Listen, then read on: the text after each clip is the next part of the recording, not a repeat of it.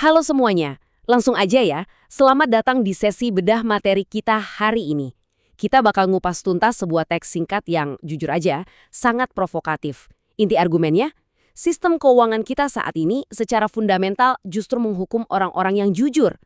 Nah, tenang aja, kita nggak bakal bahas grafik ribet atau rumus matematika yang bikin pusing kok. Kita bakal langsung fokus ngebahas gimana struktur ekonomi kita ini secara nyata ngubah cara kita berperilaku dan bertahan hidup sehari-hari. Yuk kita mulai. Nah, untuk memulainya, si penulis ini ngelakuin pendekatan yang menurut saya cerdas banget. Dia ngebuang jauh-jauh tuh jargon ekonomi yang berat dan langsung nanya hal yang super relevan sampai kehidupan kita. Pernah nggak sih kalian ngerasa kalau berusaha ngelakuin hal yang benar, itu malah kerasa makin berat dari tahun ke tahun? Ini kan bukan soal kurva penawaran permintaan ya, ini soal realitas kita tiap hari. Dari kecil kita diajarin buat kerja keras, bersikap adil, rajin nabung. Tapi coba dia pikirin, kenapa sekarang nerapin prinsip-prinsip dasar itu rasanya malah jadi kayak bawa beban yang makin lama makin berat? Untuk ngejawabnya, mari kita lihat 3 skenario nyata di sekitar kita. Coba kita lihat dari kacamata pemilik usaha kecil. Niatnya sih mulia banget ya. Dia pengen ngelayanin pelanggannya dan ngejaga harga barangnya tetap wajar dan adil. Itu kan insting kejujuran yang wajar. Tapi, coba lihat realitas pahitnya. Kondisi ekonomi sekarang ini seolah maksa dia masuk ke dalam dilema moral. Pilihannya cuma 2. Terpaksa naikin harga dan berisiko ditinggal pelanggan setia, atau diam-diam nurunin kualitas produk buat neken biaya produksi.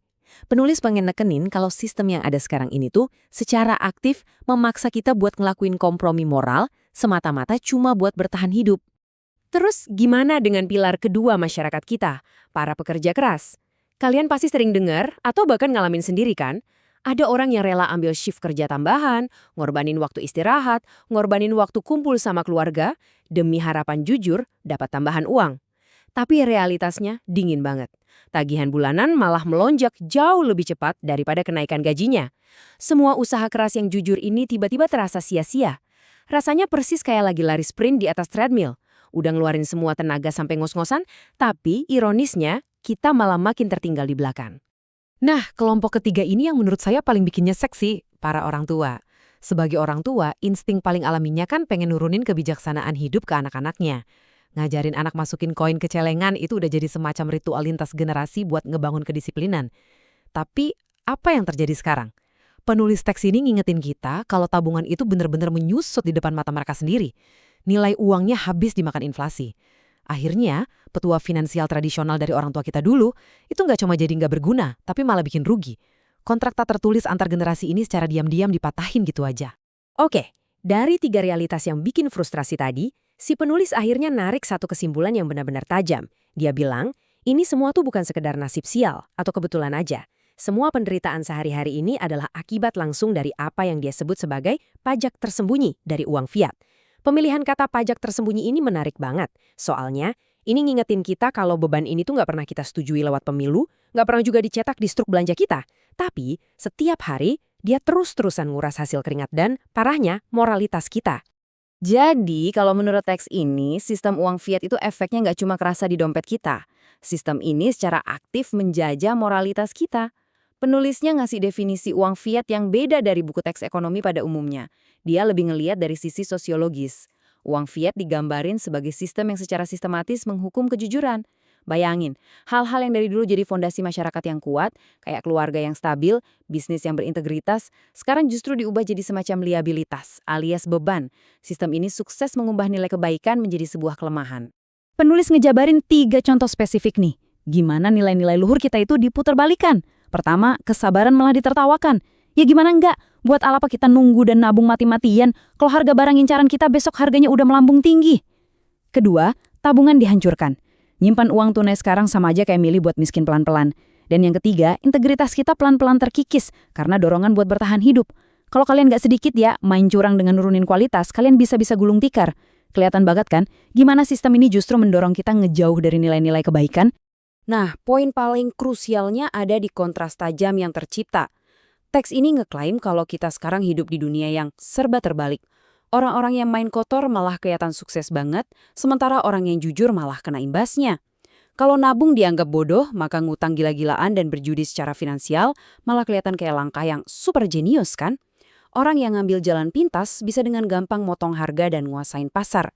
Sistem ini tuh sukses nyiptain ilusi di mana perilaku perusak masyarakat justru dikasih reward finansial, sementara mereka yang patuh aturan malah ditinggalin gitu aja di belakang. Tapi, dari semua argumen penulis tadi, ini nih pernyataan yang paling bikin merinding. Situasi yang serba kebalik dan bikin frustrasi ini ternyata bukan sebuah kebetulan dan bukan juga error dari sistem. Penulis secara terang-terangan bilang, ini adalah desainnya. Ketika sebuah mata uang itu memang dirancang buat kehilangan nilainya dari waktu ke waktu, secara logis dan matematis, itu pasti bakal memicu semua perilaku buruk yang baru aja kita bahas. Ini argumen yang kuat banget sih, karena ini ngubah fokus kita. Kita nggak cuma lagi ngeluhin harga beras yang naik, tapi kita lagi mempertanyakan fondasi dan arsitektur dari sistem keuangan kita sendiri. Sekarang, coba kita zoom out sebentar. Kita lihat gambaran makronya. Gimana sih efek dominonya sampai bisa ngeruntuhin masyarakat? Penulis ngejelasin urutan logis yang jujur aja cukup menakutkan. Pertama, uangnya mulai membusuk. Ya, inflasi, daya beli yang hilang. Tapi masalahnya nggak berhenti di angka-angka aja. Langkah kedua, kepercayaan juga ikut membusuk. Uang itu kan bahasa universal kita buat nentuin nilai. Kalau uangnya udah nggak bisa dipercaya, kontrak sosial kita mulai hancur. Pekerja nggak percaya sama gajinya, pembeli nggak percaya sama kualitas barangnya. Dan sampailah kita di langkah ketiga yang tak terelakkan. Karena peradaban manusia dibangun murni di atas fondasi kepercayaan, hilangnya fondasi ini bisa meruntuhkan seluruh tatanan sosial kita. Akhirnya kita sampai di kesimpulan penulis yang benar-benar nusuk.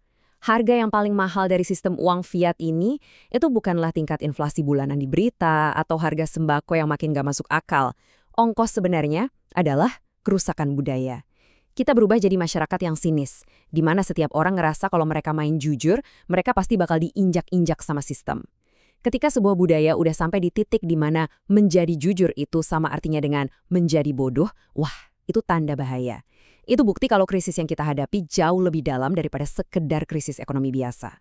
Sebagai penutup, si penulis ninggalin satu pesan yang kedengerannya simple banget, tapi maknanya berat. Tetap bebas. Pesan ini ninggalin satu pertanyaan besar buat kita renungin bareng-bareng. Kalau struktur ekonomi di sekeliling kita memang dirancang untuk menghukum orang baik, kalau main jujur itu rasanya kayak jaminan buat kalah, terus apa dong yang bisa kita lakuin sebagai orang biasa? Gimana caranya kita ngelindungi nilai-nilai hidup kita, keluarga kita, dan integritas kita dari pajak tersembunyi yang pelan-pelan ngancurin masyarakat ini? Ingat, ini bukan cuma sekedar obrolan soal strategi investasi kalian ya. Ini adalah pertanyaan mendasar soal gimana kita bisa tetap jadi manusia yang utuh di tengah sistem yang rusak. Terima kasih banyak udah ngikutin sesi bedah materi kali ini, dan sampai jumpa di pembahasan seru kita berikutnya.